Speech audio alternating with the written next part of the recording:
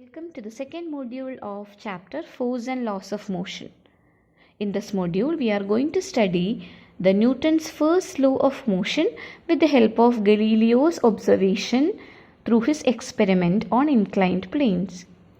By observing the motion of objects on an inclined plane, Galileo deduced that objects move with a constant speed when no force acts on them. He observed that when a marble rolls down an inclined plane, its velocity increases.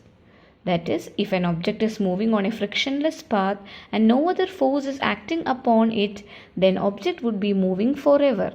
That is, there is no unbalanced force acting on the object. Let us understand this with the help of an activity. For this activity, we require two inclined planes.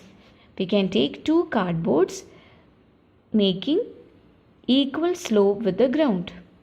Take a marble ball and roll down the marble ball from the first inclined plane. It moves to the second one and it tries to reach the same height from which the ball has been rolled from the first inclined plane. Now repeat the same activity by changing the slope of the second plane. That is, the second cardboard is made to reduce its slope. Now we can see that the marble ball rolls and travels greater distance in the second plane so as to reach the same height from which the ball has been rolled down. Now again we are reducing the slope and the slope is made to 0.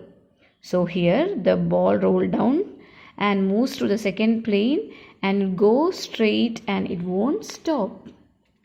Here the marble is continuing to travel forever so as to reach the same height that it was released from.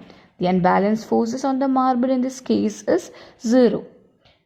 It thus suggests that an unbalanced external force is required to change the motion of the marble, but no net force is needed to sustain the uniform motion of the marble.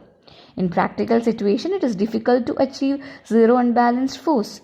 This is because of the presence of friction acting opposite to the direction of motion.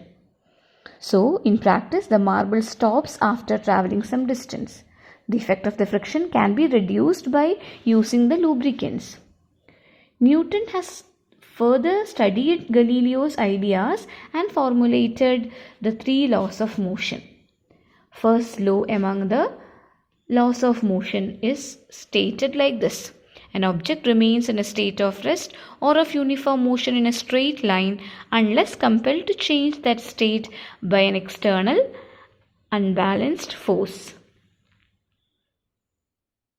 So, in this module, we have studied first law of motion from Galileo's experiment.